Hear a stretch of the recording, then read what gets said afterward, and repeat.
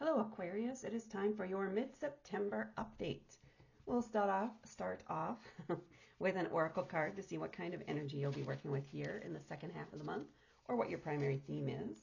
And we have seen beyond. And the first thing that came to my mind is seeing something in an unexpected way, seeing beyond the big picture into the details. So there may have been something that you have been missing up until now, and all of a sudden that little thing that you didn't think was very significant is going to shine very bright and get your attention and become something that is very significant, that has a lot more weight than anticipated. So you need to trust that. If there's something that's niggling at the back of your mind or out of the corner of your eye, however you're sensing it, pay attention to that, because it's something that you could, the words nip in the bud are coming up, or handle before it becomes something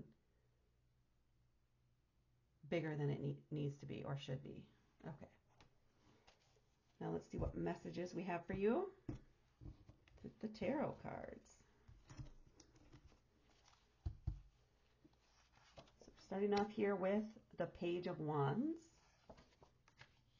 the Two of Swords, the Four of Swords, the Ten of Cups, and we have the Seven of Cups. This is almost like it goes back and forth between the practical and the logical versus the emotions, or having to do with friends and family versus more businessy feeling. But let's get into it. We're starting off here with a sense of enthusiasm, inspired action, eagerness to get into this. Pages are young, fresh energy. Wands are fire element, so active, passionate, bold, ready to just chase after the dream, ready to go chase after the stick, if you will. They're not going to let things get in their way. And now, especially because it's a page and it's young and it's fresh and it's naive, no idea what's going on, no idea how it's going to happen, no idea how to do it, but they're going to give it their all.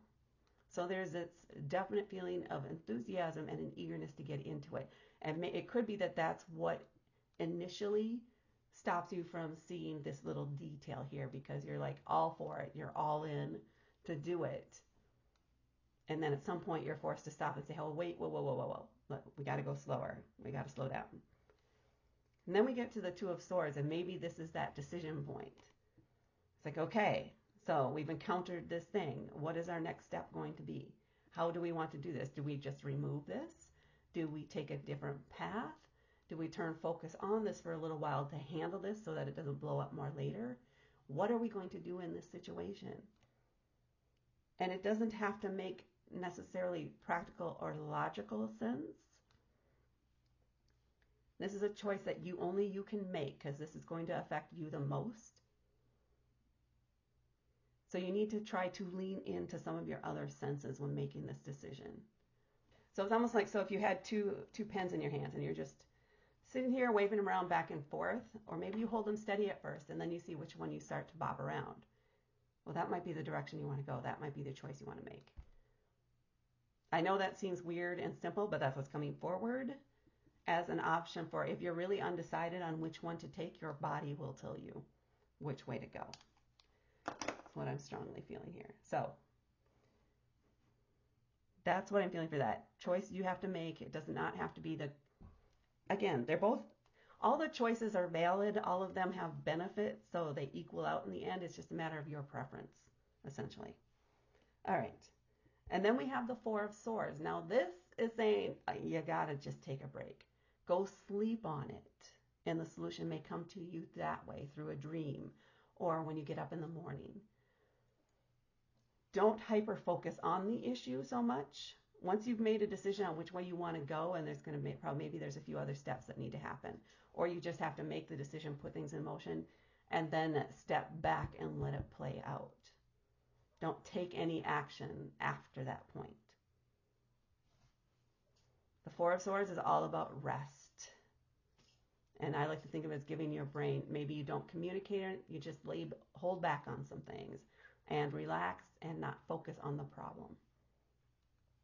And then things will work out, which seems to be very true here with this next card, which is the Ten of Cups, which is known as the Happy Family card. This is a card indicating great fulfillment with your friends, your family, your home life, the people in your life. There's respect, there is mutual love and respect, there is a sense of independence while at the same time belonging, and things working out, and a lot of support and encouragement for you. So maybe you go to your family after this and discuss what came up and what was going on, and they're just there to support you and encourage you, and maybe even give you feedback and other ideas on things you could check for while you're going through this, just to double check and make sure things are staying on the right path.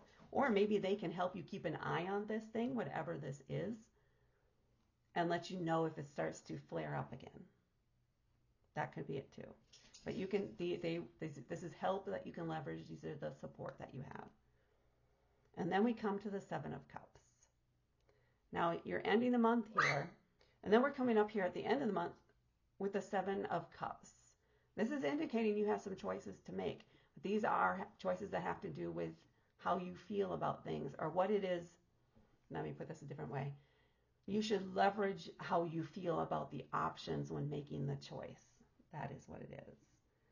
So you literally have a few different ways you could go here. And again, you're being asked to use your other senses, in this case specifically your emotions, when you think about each of the different options. Which one gets you the most excitement? Which one brings a smile to your face? Feel into it when faced with this choice here toward the end of the month. That's how to make the best decision for you, or even the best decision for everyone involved. It has to feel right. It doesn't necessarily have to make logical sense in this case. It doesn't necessarily have to be the most practical solution. It needs to be the one that feels the most right.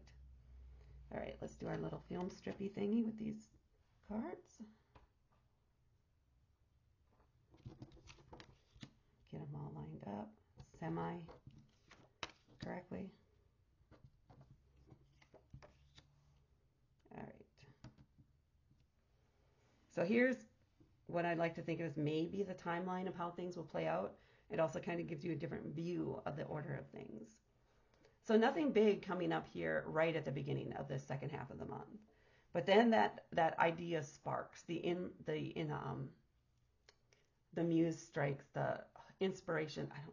There's another word they want me to use. It starts with an I, but it's not coming to my lips. So you are inspired, and you're off with it. You're chasing it. You're like showing people off, showing off this shiny new stick you found, and how much excited you are about it, and all the possibilities that it has. And then you gotta say, okay. Yes, it has all these possibilities, but we gotta narrow it down to just a couple different things. I gotta make a decision on which way we want to go. And that's what this process is right here. You want to, again, use your other senses, because you already know the practical parts. You've already gone over the budget. You've already come up with a plan for the different options. Now it's a matter of choosing. So which one is your body leaning toward? Which arm, hand are you tempted to swing first? And it may be telling, if you cross your arms across your chest, which one's on top. That might tell you right there which one to lean toward. So you make that decision, and then there's a kind of a little pause here, and then you just let things play out. You let it lie. You take a break.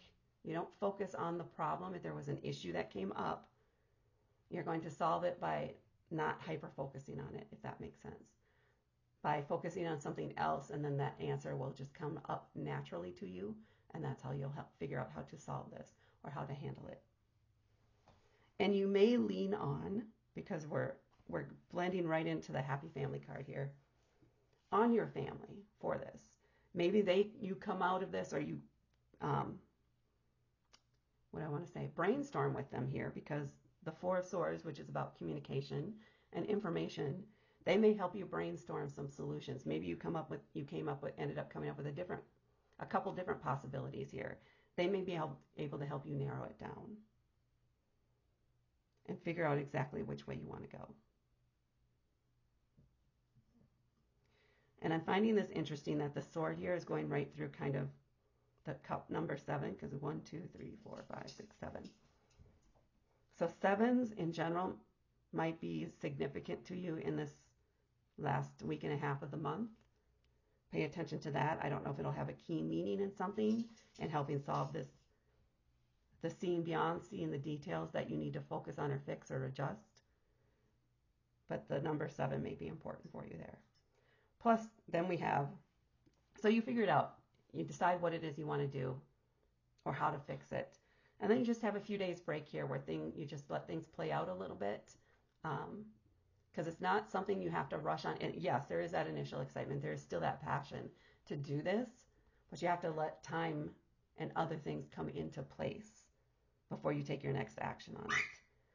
And then, sorry, that's my dog in the background. I'm going to finish through this and we're going to get done. The 7 of Cups, all the way here at the end of the month. So this choice that comes up here at the end of the month, or this thing that you have to decide and lean into your emotions on when figuring it out, comes up here at the very end of the month. It may not even be related to this other thing. This may be something new, a new option for you. And you need to decide if you want to include it in this or work it separately, is what's feeling there.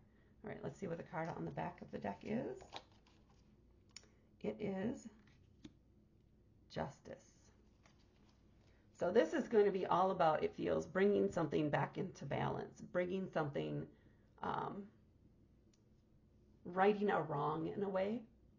That's what that small detail is. There's something that's out of balance there that you need to make sure other people are included or get recognition for their part in this. So it may have something to do with writing or maybe some artistic project where you need to make sure you give credit to the other people involved to avoid any issues down the road. Okay. All right. That is what I have for you, Aquarius, for your mid-September update. Please hit that like button. Please hit subscribe to help me grow my channel. Please share this with others to help me grow my channel. Thank you so much for watching, and I will talk to you later.